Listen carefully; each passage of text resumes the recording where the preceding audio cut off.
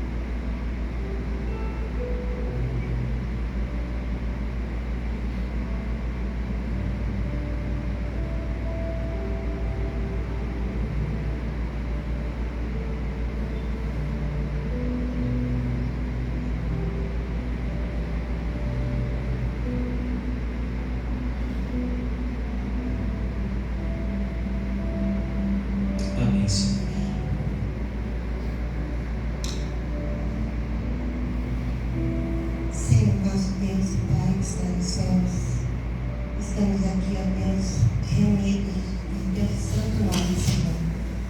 E pedimos, ó Deus, que abençoe as ofertas, os dízimos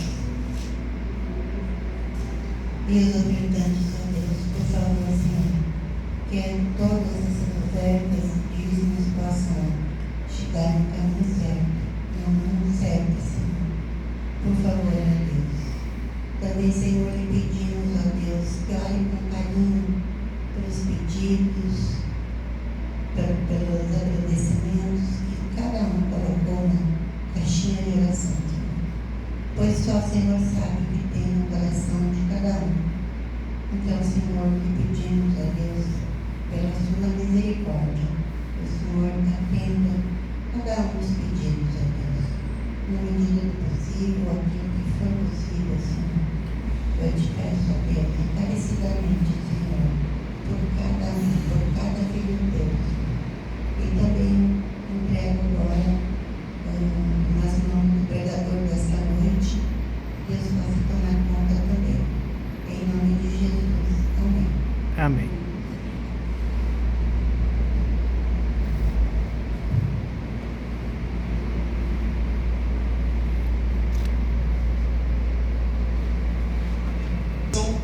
Poder gastar os momentos de oração. Eu gosto muito no culto da quarta-feira ter esse momento de pelo menos 1 minuto eu conversando com Deus, na companhia dos irmãos, na casa de Deus, e podermos ali então termos esses momentos de oração. E depois então uma oração pedindo pelos pedidos, pelos agradecimentos, pelas bênçãos, cuidados e também pelas ofertas que Deus nos dá a oportunidade de participar. Muito bem. Vamos retomar nossos estudos, então? Nós estamos caminhando a passos rápidos para o final do nosso curso. Alguns alunos estão faltosos, estão vendo que vieram hoje. O frio eu sei que atrapalha bastante, né? Às vezes problema de saúde, uma gripe, um resfriado, a chuva. Mas hoje não podemos então retomar os assuntos para estudarmos a palavra de Deus. Muito bem. Deixa eu ver se eu trouxe. Sim, eu trouxe. Está aqui no meu bolso, o meu óculos. Senão fica complicado do meu lado, né? Queridos irmãos, estão gostando dos estudos? Está sendo proveitoso? Está sendo bom? Estamos tirando dúvidas? Espero que sim. Vamos só relembrar que no estudo último, na última quarta-feira, na verdade usamos as últimas 2 quartas-feiras para vermos qual é a igreja de Cristo nessa terra, segundo a Bíblia. E nós vimos vários textos bíblicos, desde o Gênesis até o Apocalipse, Mateus, Apóstolos, São Paulo, as epístolas de Paulo, né? Os evangelhos, Mateus, Marcos, Lucas e João, enfim, a Bíblia toda mostrando vários trechos importantes, mas nós nos baseamos muito em cima do Apocalipse sobre as características da igreja de Deus. Vamos relembrar uma coisa: a Bíblia é uma só, cerca de 40 autores, eles escreveram inspirados por Deus, e aí a Bíblia se formou. Oi? Pode ligar se quiser, fica à vontade. Para mim já esquentou o ambiente da igreja, então está bom, você pode até desligar, né? Bem, esta Bíblia, todos os livros, 66 livros que estão na Bíblia, todos eles são inspirados, porque o próprio Jesus falou isso. Toda a Escritura ela é inspirada, proveitosa para o nosso conhecimento. E é de Gênesis a Apocalipse. Quando foi dito, inclusive, essas palavras, só existia o Velho Testamento.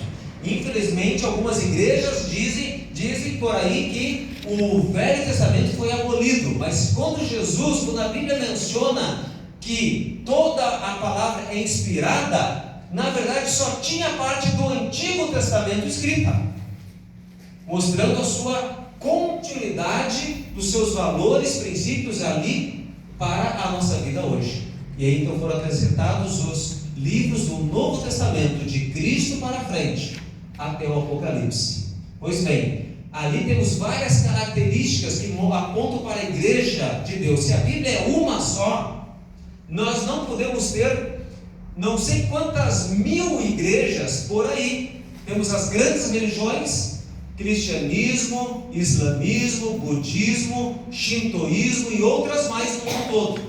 E dentro do cristianismo existe uma série de divisões que não deveriam ter, porque se a Bíblia é uma só doutrina. Não pode ter igrejas que pregam uma doutrina como a pessoa quando morre ela vai para o céu, ou vai para o purgatório, ou vai para o inferno, ou a pessoa morre e fica no limbo, ou a pessoa morre e fica no pó da terra, ou tantas outras, ou morre e vai ser reencarnado. Não pode ter várias versões de uma só doutrina que está na Bíblia. E não adianta eu seguir aquilo que o pastor, o reverendo, o bispo, apóstolo fala, os atuais, modernos. Não vou seguir esses ensinamentos de homens e de mulheres. Eu tenho que seguir aquilo que está na Bíblia. Assim diz o Senhor, ou está escrito. E quando eu faço isso, eu pesquiso a Bíblia, olho nela, eu vou descobrindo as características da igreja de Deus. E eu já vou, como nós já estudamos isso, nós vimos que a igreja adventista do sétimo dia, ela se enquadra 100% nas características descritas na Bíblia. E hoje a gente vai de novo pegar um texto 2, de novo trazer isso, as características principais, né? E diz lá em Apocalipse: os que guardam o mandamento de Deus e têm o testemunho de Jesus. E depois fala: o testemunho de Jesus é o espírito de profecia. E somente a igreja adventista, faticamente, tem essas verdades. Guarda os mandamentos, e guarda os 10 mandamentos, escrito pelo dedo de Deus. Não foi por homens, mas foi pelo dedo de Deus. Vamos então avançar. Queridos irmãos, vamos hoje então ver o estudo número 11, ouvindo a voz de Deus, lá na página 45 do nosso manual. Tem mais algum manualzinho aí, Eric, das gavetas? Alguém que precisa de um manual? A Mônica ali, de repente? Não sei quem mais precisa. Era para ter uns manuais aí mais, né? Se alguém precisar. Muito bem, vamos lá então. Queridos irmãos, aqui fala o seguinte: desde que o pecado entrou no mundo, Deus escolheu o dom profético como seu principal meio de comunicação com a humanidade. Oi? Fala. Okay. Página 45, estudo número 11. Estudo número 11, página 45 do nosso manual. Certo? Muito bem. Então Deus escolheu o dom profético como seu principal meio de comunicação com a humanidade. De que maneira? Então, por meio dos profetas, ele orientou o seu povo e alertou sobre os perigos e trouxe o consolo e revelou a sua vontade. Pois bem, quem são esses homens? Aqueles que escreveram a Bíblia: Isaías, Jeremias, Ezequiel, Joel, Moisés, o Pentateuco, a Torá, profeta, 1º e 2º Reis, Crônicas, Esdras. Tem livros poéticos, mas sempre enaltecem a pessoa de Cristo Jesus. É o caso de Salmos, Provérbios, Cantares de Salomão. Então a Bíblia como um todo o Deus usou homens e mulheres, a grande maioria profetas. Uma boa parte do Velho Testamento é baseada em profecias para aquela época e para a vida futura, apontava para Jesus, a morte de Jesus e para a segunda volta dele. Portanto, é bastante importante nós verificarmos que um dos dons mais importantes que a Bíblia apresenta é o dom de profecia. E esses homens que Deus usou para eles escreverem os caminhos que devemos seguir até hoje e até a volta de Jesus. E a Bíblia é esse condutor para nós. Então vamos lá então. Vamos abrir a Bíblia em Amós, capítulo 3, versículo 7. Na página 46 já começamos então agora as perguntas, para a gente ir tirando dúvida. É o estudo dirigido, para a gente consolidar o nosso conhecimento. E não é o Fernando Tober falando, mas a gente vai se basear agora o quê? Na palavra de Deus. Então vamos lá. De que forma Deus revelou a sua vontade antes de agir? De que forma? O que o texto fala? Certamente o Senhor Deus não fará coisa alguma sem ter o quê? Revelado o seu segredo aos seus servos. Quem? Os profetas. Então, jamais Deus faria algo, uma revelação, sem primeiro mostrar para os seus servos, os profetas. Por isso está lá no Velho Testamento, em Amós. Como é importante isso. Então ali, completando o texto lá, certamente o Senhor Deus não fará coisa alguma sem primeiro revelar o seu segredo aos seus servos, os profetas. Tá certo? Então os segredos, os mistérios que a Bíblia traz, Deus revelou e os profetas escreveram para nós aprendermos a seu respeito. Perfeito? De que maneira Deus se comunica com os seus profetas? Agora vai funilar, e é muito importante que a gente vai começar a ver as diferenças dos profetas verdadeiros e os profetas falsos. Então vamos lá. Números capítulo 12, versículo 6 mostra a forma que Deus se comunicava com seus profetas. E o que diz o texto? Ele disse: ouvi agora as minhas palavras. Se entre vós houver profeta, eu, o Senhor, em como? Em visão, e ele me fareis conhecer. Ou em que forma? Em sonhos falarei com ele. Quais são as duas metodologias que Jesus usa para se revelar aos seus profetas verdadeiros? Através de visões e através de sonhos.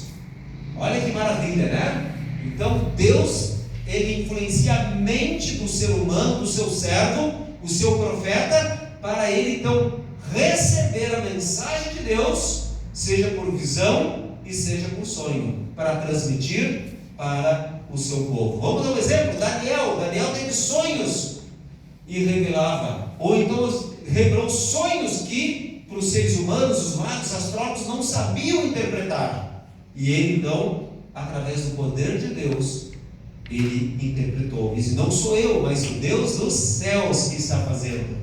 Muito bem. O que mais? Quem inspira os profetas? Qual é a inspiração? O que diz no Pedro 1, verso 20 e verso 21?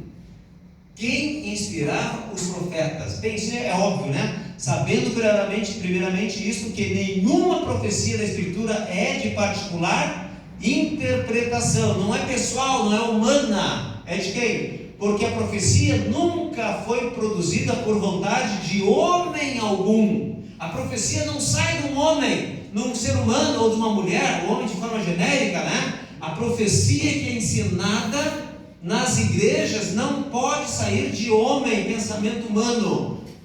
Mas os homens santos de Deus falaram inspirados pelo quê? É o Espírito Santo. O Espírito Santo que fala, Deus na terceira pessoa, né? O Espírito Santo fala para os seus servos, os profetas, através de visões, através de sonhos, para o quê? Para nos ajudar. Então as profecias, elas não têm origem humana. É muito importante frisar isto. A gente tem aí, Evangelho segundo fulano, Evangelho segundo Beltrano, as profecias de Notre Dame, as profecias não sei de quem. Não é bíblico. Tem que ser da Bíblia, dada por Deus e através do Espírito Santo. Vamos ver mais características. Agora vamos entrar em Daniel. Daniel 10, 16 e 19 vai nos indicar umas coisas importantes. Isso, irmãos, prestem atenção, queridos. Aqui vai mostrar que fenômenos anormais acontecem quando o profeta está recebendo a visão de Deus. Ele fecha os olhos, ele abre os olhos, ele respira, não respira, ele cai, ele fica em pé. Quais são as características escritas na Bíblia que foi divinamente inspirado para acreditarmos se o profeta é de Deus ou é um profeta humano? Então vamos lá, Daniel 10, 16 e 19. Olha lá, vamos lá, que vai descrever como estava Daniel quando recebeu as visões. Diz assim: e eis que alguém semelhante aos filhos dos homens tocou meus lábios, então abri minha boca e falei, dizendo àquele que estava em pé diante de mim: Senhor meu, por causa da visão sobrevieram-me o quê? Cura. É isso que está na Bíblia? Me deu. Sobrevieram-me dores e não ficou força alguma em mim. Não me ficou força alguma. É a pessoa, quando está em visão, ela sente dor, ela perde a força e disse: não temas, homem muito amado. Era o anjo falando para Daniel: paz seja contigo, anime-te, pois sim, anima-te. E falando ele comigo, fiquei fortalecido e disse: fala, meu Senhor, porque me fortalecestes. Então, meus amados, aqui estão algumas características. Quando um servo de Deus, um profeta de Deus, recebe uma visão, ele inicialmente perde as forças físicas, e depois aquela palavra vinda de Deus o fortalece e o vigor volta para ele. Bem, lá na terceira respostinha diz, no início da visão perde as forças e em seguida ele é fortalecido. Então o número 1 fica lá na terceira resposta, certo? Vamos agora para Números 24, versículo 3 e 4. Olha que importante aqui, E proferiu a sua parábola e disse: fala Balaão, filho de Beor, e fala o homem de olhos fechados? Abertos. Que mais? Fala aquele que ouviu as palavras de Deus, o que vê a visão do Todo-Poderoso que cai. Esse ele abrem os olhos. Bem, aqui está dizendo o quê? Que os olhos, o número 2, permanecem abertos ou fechados quando ele está em visão? Abertos. É isso que a Bíblia diz. Quando ele está recebendo a visão, não é sonho. A visão, quando ele recebe uma visão da parte de Deus, os olhos dele, do profeta, do homem de Deus, fica aberto. Portanto, é a primeira resposta, Durante a visão, o profeta permanece de olhos abertos. E agora, Daniel 10, 16 e 17. A outra característica, Daniel 10, 16 e 17, diz assim, ó: e eis que alguém semelhante aos filhos dos homens tocou-me nos lábios, e então abri a minha boca e falei, dizendo àquele que estava em pé diante de mim: Senhor meu, por causa da visão sobreveio dores e não ficou força alguma. E agora o 17: como, pois, pode o servo do meu Senhor falar com o meu Senhor? Porque quanto a mim, agora ele, Daniel, quanto a mim, desde agora não resta força em mim. Ele estava sem força, já vimos anteriormente. E nem o que? Fôlego ficou em mim. Quando ele está em visão, e nem fôlego ficou em mim. Meus queridos, acho que o texto é bastante claro. Assim está escrito, assim diz o Senhor. Quando o profeta recebe uma visão de Deus, ele continua respirando? Não. O fôlego para, ele não respira, ele fica imóvel, fito, com os olhos abertos. Acabamos de ver, olhos abertos, quando recebe a visão, e ele para de respirar. Eu vou agora fazer um parêntese, que a gente vai ver mais na frente. Já vimos anteriormente sobre Ellen White. Quando olhamos os escritos de Ellen White, que é a profetisa do nosso tempo do fim, vimos isso nas 2 últimas quartas-feiras.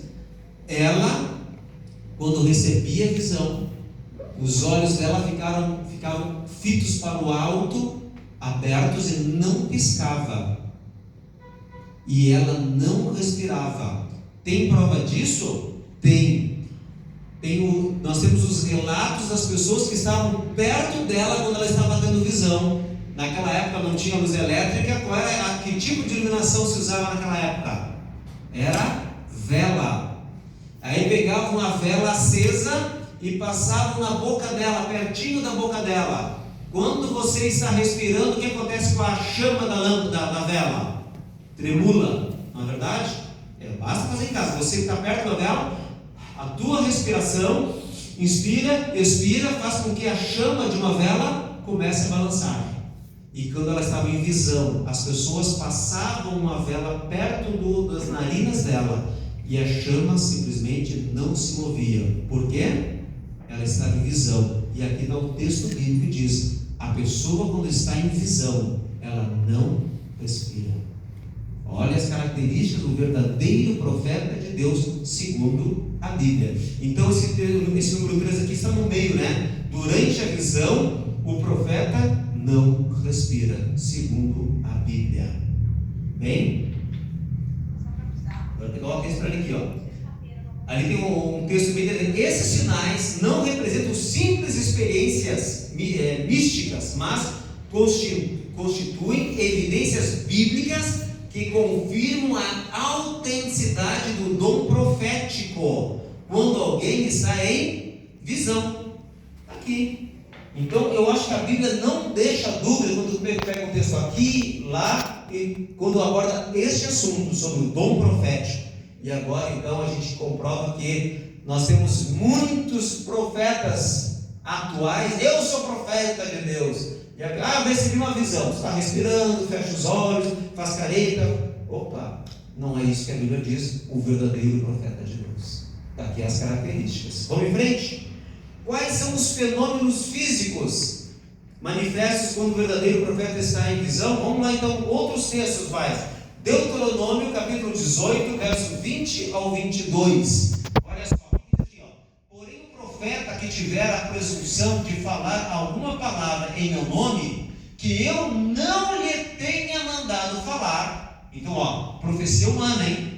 Tá? Que eu não lhe tenha mandado falar, ou o que falar em nome de outros deuses, este profeta morrerá. Não é para assimilar, não é para não assimilar aquilo que não vem de Deus. Na sequência, vamos lá, 21.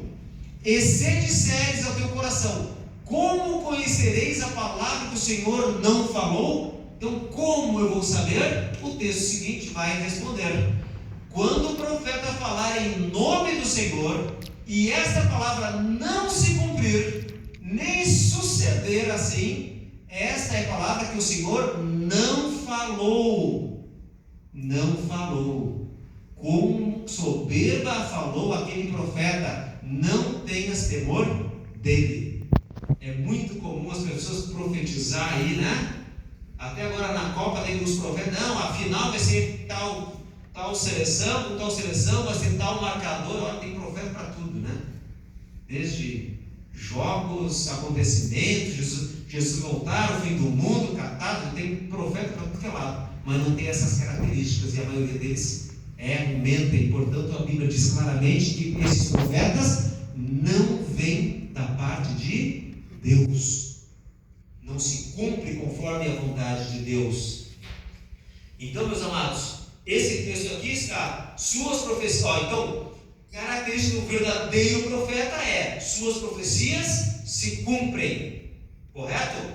Vamos lá para Mateus 7, 15 a 23. Uma pequena história ali. Mateus 7, 15 a 23.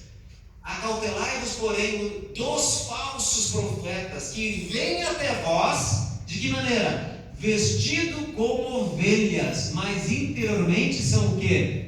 Lobos devoradores. Vem com más intenções, vem parecendo uma ovelhinha, com uma capa de ovelha, mas por dentro são lobos devoradores. Por seus frutos os conhecereis. Porventura colhem-se uvas dos espinheiros ou figos dos abrolhos? Então os frutos desses profetas a gente vai saber se são de Deus, se são de Deus ou não. Assim toda árvore boa produz o quê? Bons frutos. E toda árvore má produz frutos maus. Não adianta ali dizer: eu sou bonzinho, mas ele é um sacana sem vergonha. Recentemente saiu na mídia aí um pastor, não sei de que igreja aí, ele era pedófilo, ele fazia isso, aquilo. Bem, pelos seus frutos os conhecereis. Pode vir um ser humano que vai no púlpito pregar, estar fazendo coisas erradas e desmoralizando o nome de Deus? Não é de Deus, com toda certeza. O que mais? Não pode a árvore boa dar maus frutos, nem a árvore má dar frutos bons. É óbvio. O bom pastor, ele dá frutos bons e verdadeiros.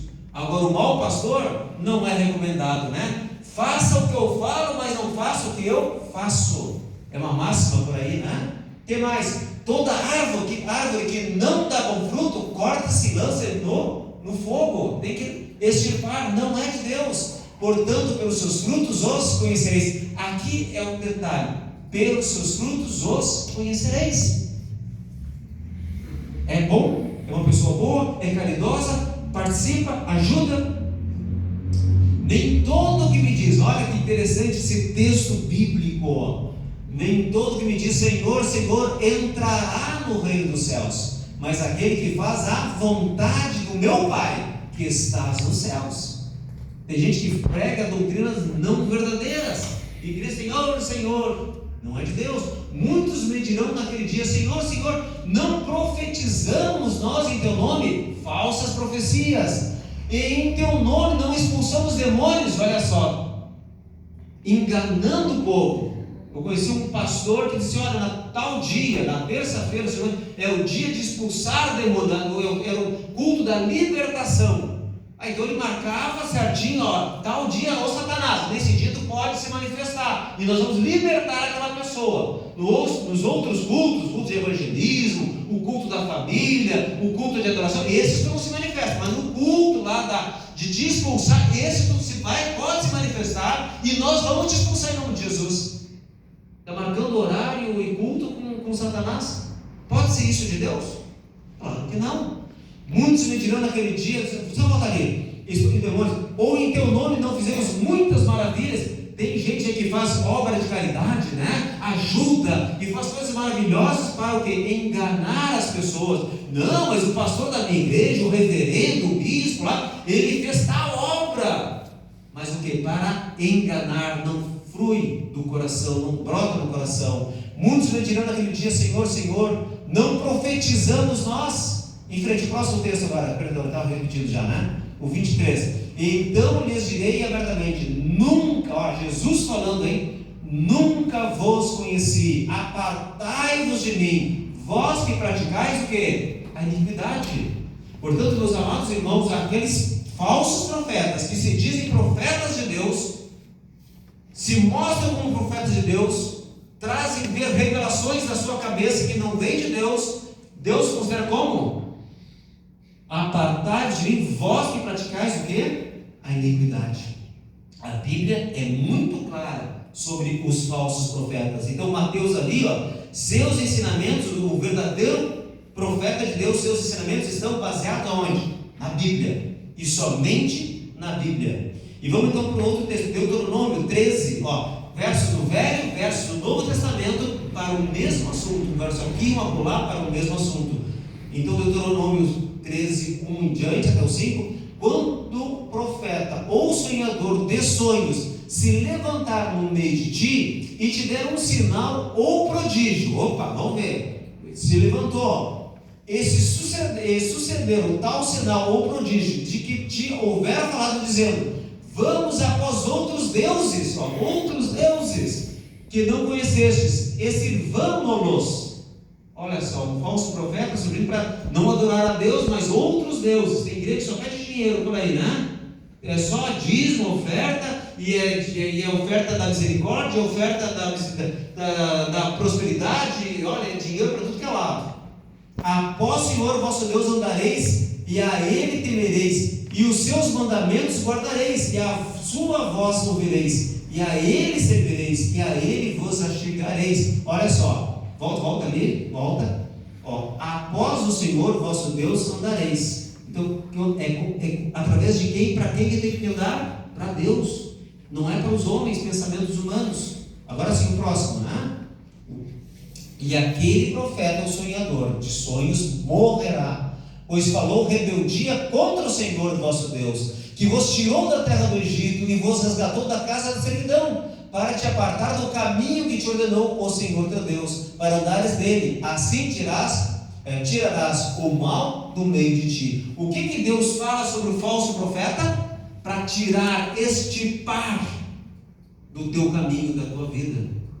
Por isso que eu creio nesta igreja Adventista Sétimo Dia, porque ninguém aqui sai profetizando coisas que não têm cabimento, ou pensamentos pessoais, humanos e de outros filósofos e pensadores. A igreja Adventista do Sétimo Dia segue estritamente a Bíblia, a palavra de Deus, o assim diz o Senhor, ou o está escrito. Amém, meus queridos? Amém. Muito bem. Então aqui esse Deuteronômio diz lá, a sua vida está em harmonia com a palavra de Deus. Muito bem. Que advertência Jesus fez sobre o que aconteceria no tempo do fim? Nós vimos na quarta-feira passada, quando é que começou o tempo do fim? Alguém lembra a data? Alguém lembra do qual foi o que aconteceu para começar o tempo do fim? A Bíblia fala quando a ferida mortal, quando terminou a grande tribulação de 1260 anos, ou 42 semanas, ou um tempo, 2 tempos e metade de um tempo lá de Daniel. Começou quando? Quando começou essa grande perseguição, essa grande tribulação, 538, que foi o último povo da Europa, ostrogogos, que foram conquistados. E dali para frente uniu-se o Estado e a religião. Ali começou o bispo de Roma governar, não só na igreja, como também no Estado. E a palavra do bispo de Roma era soberana. E depois disso começou as perseguições, as cruzadas, começou uma série, e a Bíblia foi rasgada, queimada, desaparecida, ninguém tinha acesso. E somente havia a Vulgata latina, ou seja, só em latim, para poucos terem a Bíblia, exclusivo de um pequeno grupo, e o povo não tinha a mensagem, a palavra de Deus. Isso acabou quando a ferida mortal aconteceu, quando o Papa foi preso pelo general Berthier da Revolução Francesa, 1798, e dali para frente começou o tempo do fim. Então a pergunta é o que a advertência Deus nos faz dos acontecimentos do tempo do fim, de 1798 para cá? Quem diz o texto bíblico ali então? E surgirão muitos falsos profetas e enganarão a muitos. Meus queridos, de lá para cá, não sei quantas centenas de igrejas, religiões com meias verdades, mas sempre tem alguma coisa podre para atrapalhar a vida cristã, a vida certa das pessoas. O que mais? Porque surgirão falsos cristos e falsos profetas. Bem, surgiu um tempo atrás aí o Henry, né? Henry Cristo aqui no Brasil. Até no Brasil surgiu o falso Cristo, né?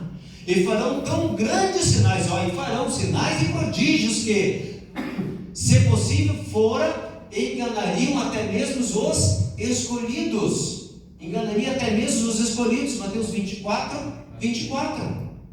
E às vezes, né, a gente fica balançado, né? O profeta fulano, Beltrano faz milagres, faz coisas incríveis. Não, esse homem tem que ser de Deus. Mas a Bíblia diz que não são de Deus. Muito pelo contrário. O que mais? Como os falsos profetas conseguem enganar as pessoas? Vamos lá. Mateus 7, 22 a 23. O que diz ali? Como é que eles vão enganar? Muitos me dirão naquele dia: Senhor, Senhor, não profetizamos com profecias, nós em teu nome, e em teu nome não expulsamos demônios. Olha, tem igreja que expulsa demônio aí, né? Não, é de Deus, expulsou demônio, é de Deus. Não é verdade. Em teu nome não fizemos muitas maravilhas. Outro: então lhe direis abertamente: nunca vos conheci, apartai-vos de mim, vós que praticais o quê? Iniquidade. O que mais? Até o 23, né? Então lhe direis abertamente: nunca vos conheci, apartai-vos de mim, vós que praticais a iniquidade. Agora 24, já lemos, né? 24, porque surgirão falsos cristos e falsos profetas e farão tão grandes sinais e prodígios que, se possível for, enganaria até mesmo os escolhidos. E Apocalipse 13. Vamos lá para a profecia apocalíptica. Outra coisa importante: e faz grandes sinais, de maneira que até fogo faz descer do céu e a terra, visto aos olhos do homem. Olha só, alguns dizem que isso aqui se cumpre quando há esses mísseis balísticos, né, que sobrevoam, explodem fogo do céu. Aí é uma questão de interpretação pessoal, né? Mas para enganar a muitos. Isso são sinais dos tempos do fim. É o que está escrito na Bíblia. E quais são as finalidades do dom de profecia? Por que Deus deu esse dom para as pessoas? O que diz 1 Coríntios 14, 3? O que diz ali? Mas o que profetiza fala aos homens para o quê? Qual é o objetivo da profecia? Para edificação, exortação e consolação, para consolar. O que mais? 2 Timóteo 3, 16 e 17. Outros textos: toda escritura é divinamente inspirada e proveitosa para quê? Ensinar. É o que nós estamos fazendo aqui, estamos ensinando, estamos estudando toda a palavra de Deus, para ensinar, para redarguir, para corrigir, para instruir em justiça. O que mais? Mais um texto, né? Para que o homem de Deus seja perfeito e perfeitamente instruído em toda a boa obra. A minha boa obra não tem que ser minha, tem que vir de onde? De Deus. Deus que me move fazer as boas obras. Não é eu vou fazer isso, não. É Deus que faz em mim. Estas são as características, a finalidade de ter o dom de profecia: edificar, consolar, ensinar, repreender, corrigir e também educar. E o que a gente faz hoje, nessa noite aqui? Nós estamos o quê? Estudando, estamos aprendendo, estamos educando na palavra de Deus. Que bênção, né? Que bom que nós temos liberdade religiosa nesse país e podemos estudar. Mas tem países como a Coreia do Norte, Somália, Irã e outros mais que não se pode abrir a palavra de Deus.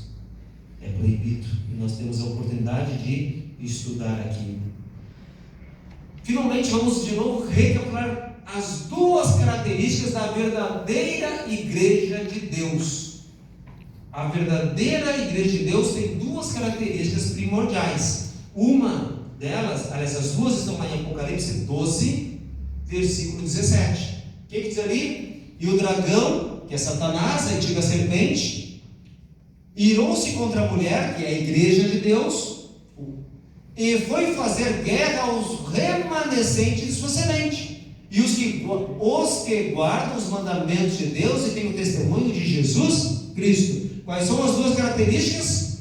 Que guardam os mandamentos de Deus. Não diz aqui os que falam em dom de línguas, é isso que está escrito na Bíblia?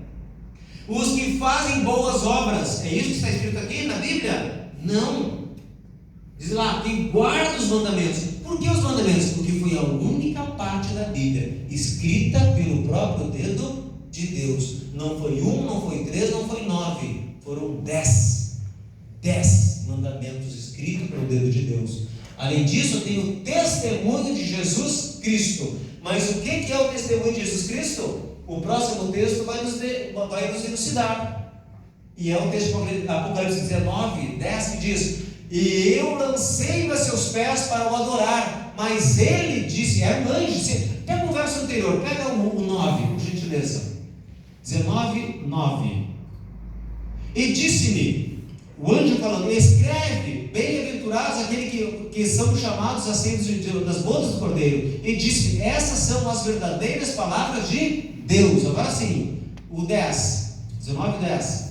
Ele disse, o 9, 22, 9.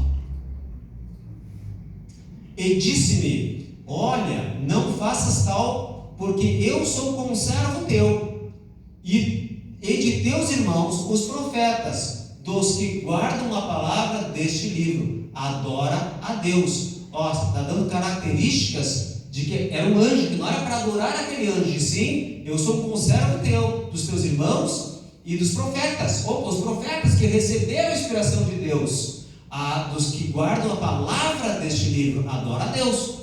E o verso 10, 22, 10, diz o quê? Vamos ver aqui direitinho. 22,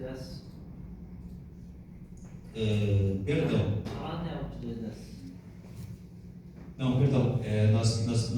Quais são as duas características? Apocalipse 19, 10. Perdão, 19, 10. Apocalipse 19, verso 10. Que agora vem explicando o que é o testemunho de Jesus. O que diz lá? E eu lancei meus seus pés para o adorar, mas ele disse-me, olha, não faças tal, sou teu conservo, e dos teus irmãos que têm o testemunho de Jesus. Adora a Deus, porque o testemunho de Jesus, quem guarda os mandamentos de Deus e tem o testemunho de Jesus, o testemunho de Jesus é o quê? É o espírito de dom de línguas. É isso que diz a Bíblia? É o espírito de fazer o bem ao próximo. É o espírito de mandar. É o espírito de se humilhar. É isso? Não. O testemunho de Jesus é o espírito de profecia. Ou seja, as duas características que Deus deu para os profetas, desde a antiguidade até o presente momento. Se não está neste contexto, não é um profeta de Deus, é um lobo com o vestimento de ovelha. E podemos ver daí sim o Apocalipse 22, 9 agora. Apocalipse 22, 9. Para completar essa ideia. O que diz ali? Apocalipse 22, verso 9. Pode ser o 8 também, tá? 22, 8 e 9. 22, Apocalipse 22, 8. Isto. E eu, João, sou aquele que vi e ouvi estas coisas. E havendo-as ouvido e visto, prostrei-me aos pés do anjo, mas que me mostrava para adorar. Aos pés do anjo, volta ali, aos pés do anjo, que mostrava para o adorar. Então João foi adorar aquele anjo. Agora sim, o verso seguinte: e disse-me, olha, não faças tal, porque eu sou conservo teu, dos teus irmãos, os profetas, dos quais guardam a palavra deste livro. Adora a Deus. Então o anjo não é para me adorar. Meus queridos irmãos, hoje a gente adora qualquer coisa, né? é dinheiro, é televisão, é carro, é um vestido, é qualquer coisa, né? João estava em visão, recebendo de Deus, e tinha um anjo, e ele foi adorar um anjo. O que o anjo falou para ele? Não me adores, eu sou um conservo teu, eu sou criatura, eu fui feito como tu foi feito. A adoração somente a Deus, Pai, Filho e Espírito Santo. Amém? Esta é a palavra da Bíblia, nos instruindo para entendermos. Então diz aqui, na pergunta 9 ali, então botar verdadeiro ou falso. O povo de Deus é identificado como aqueles que guardam os mandamentos de Deus e têm o testemunho de Jesus, vivendo em obediência e fidelidade à sua vontade. Verdadeiro ou falso? Verdadeiro. Outra, o testemunho de Jesus é o espírito de profecia, vimos isso, o qual se manifesta através dos profetas, que são levantados por Deus para transmitir a sua mensagem, orientar, advertir, fortalecer a fé do seu povo. Verdadeiro, vimos isso agora nos textos bíblicos. E a terceira, o povo de Deus é identificado por aqueles que realizam milagres, prodígios, em nome de Jesus, aqueles que falam em línguas e cantam louvores fervorosos. Não é isso que a Bíblia fala. Então aqui é um Fzinho de falso essa sentença. O povo de Deus não tem essa identificação, conforme nós vimos na Bíblia recentemente. Agora sim, qual o Espírito Santo? Quem o Espírito Santo usará de forma especial nos últimos dias? Joel 2, 38, 28 e 29. Quem o Espírito Santo vai usar? Olha só. E há de ser que depois derramarei o meu Espírito sobre toda a carne, e vossos filhos e vossas filhas o quê? Profetizarão, e os vossos velhos terão sonhos, e vossos jovens terão visões. Então não é só os velhos terão visões de Deus, não. Aqui fala em quem? Filhos, filhas, jovens e velhos. O Espírito Santo irá mostrar e dar o dom de profecia. Isso começou, na verdade, isso em Joel, Velho Testamento. Isso começou quando o dom, lá no Pentecostes, quando o Espírito Santo foi descido. Jesus vai mandar um Consolador. Desde lá, Deus tem mandado também homens e mulheres para levar as boas novas. Paulo foi um grande homem, um evangelista usado por Deus. Por exemplo, os apóstolos que tiveram o verdadeiro dom de línguas. Em Atos 2 menciona as línguas dos povos que eles falaram. Não eram línguas aleatórias, imaginárias, ou língua dos anjos, como alguns falam e pregam por aí. Eram línguas de vários países, já que os judeus tinham ido para Jerusalém para a festa judaica. E Deus os capacitou, o Espírito Santo os capacitou para poder aproveitar a oportunidade e levar as boas novas de salvação, que Jesus tinha recém ascendido aos céus.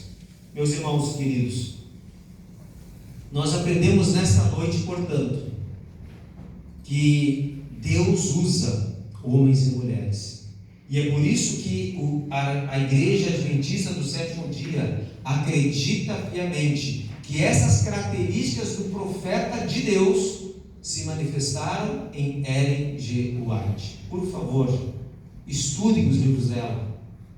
Mostra quando ela teve visões, sonhos, quantos livros ela escreveu para nos ajudar. E em nenhum momento ela contradisse a Bíblia. E em nenhum momento ela acrescentou doutrina à Bíblia. Não, ela só clareou muitos pontos obscuros. Reforma da saúde, por exemplo. Devemos cuidar do nosso corpo, que é o templo do Espírito Santo, que é a alimentação mais adequada. E ali ela afirma que assim como Adão e Eva tinham uma alimentação vegetariana, lá antes do pecado, assim teremos aonde? Lá nos novos céus e na nova terra, porque a morte não mais vai existir, os animais não vão morrer para nos alimentar. Entre tantas outras orientações que Ellen G. White deu para o povo do tempo do fim.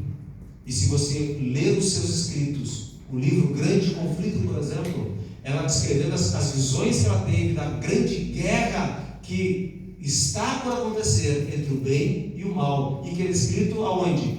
em Daniel, em Mateus 24, a palavra do próprio Jesus, e no Apocalipse, os últimos versos das trombetas, os selos, né, até a descida da nova terra, até a descida de Jesus para resgatar o ser humano. Temos muitas coisas, evidências que mostram que aquela mulher frágil, de 17 anos, foi separada para o ministério do dom profético verdadeiro. E olha só, você vai dizer, o Juarez prega bem, o Fernando prega bem, o Vanderlei prega bem, o fulano prega bem, o pastor prega bem, mas nós não somos profetas. Deus não nos deu o dom de profecia para nós. Deus escolhe pessoas específicas para trazer mensagens, para clarear a verdade, como na antiguidade lá na Bíblia acontecia. Meus irmãos, nessa noite eu gostaria que você tomasse um compromisso, que nem está no final do nosso curso, na página 47. Compreendo que o dom profético é um presente dado por Deus para instruir, corrigir e orientar seu povo, conduzindo-nos no caminho da verdade e da salvação. Sim, e eu concordo com isso. Decido confiar em Deus e em seus profetas, dedicando minha vida a seguir os seus ensinamentos com fidelidade e amor. Sim. E finalmente, desejo conhecer mais sobre a vida e os escritos de Ellen White, reconhecendo em seu ministério a manifestação verdadeira do dom de profecia. Irmãos, eu sanei todos os três. Eu tenho meu nome aqui, a data de hoje, 8/7/2026.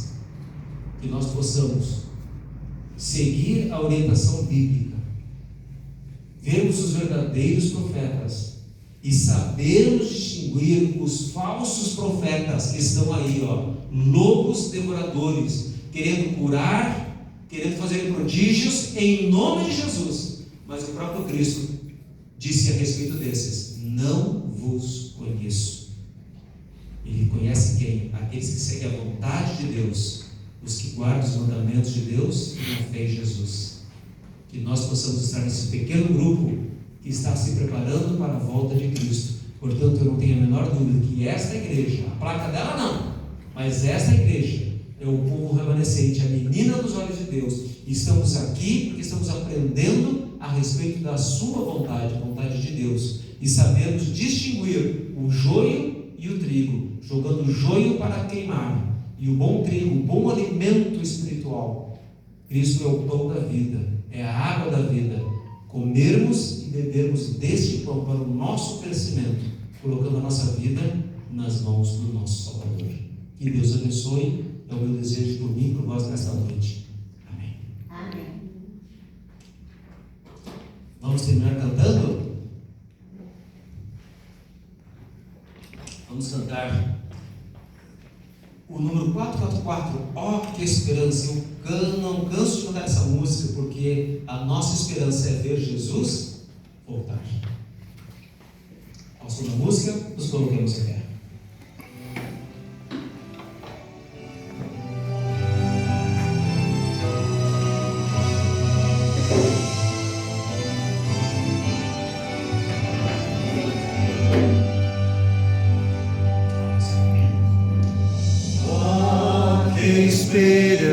Esperança viremos ao ser, pois aguardamos o Senhor. Femos ouvimos e Jesus nos dá fé na promessa de nos deis.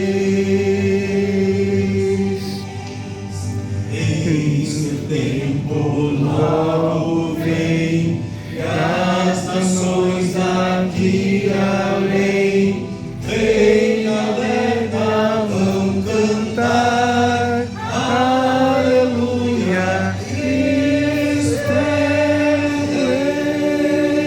Rei. Oh, que esperança vibra em nosso ser, pois aguardamos o Senhor.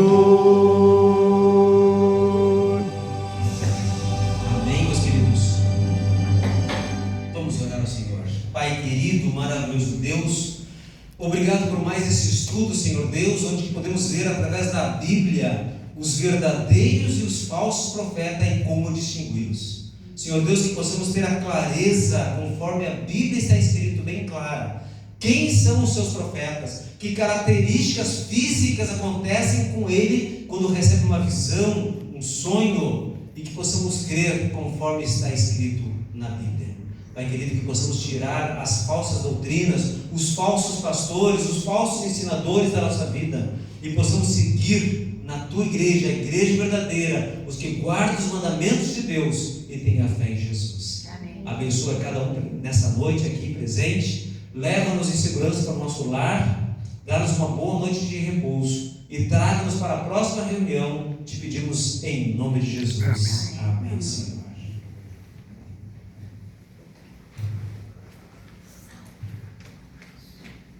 Estamos indo para a reta do nosso estudo, né? Reta final. Então, vamos rever com os amigos e irmãos que não completaram o estudo para a gente ter uma linda formatura aqui na igreja. Que Deus abençoe a todos. Oi? Irmãos, então, não vamos esquecer que sábado nós temos almoço aqui, tá bom? Cada um traga o seu prato, os homens podem trazer o seu suco, certo? Botamos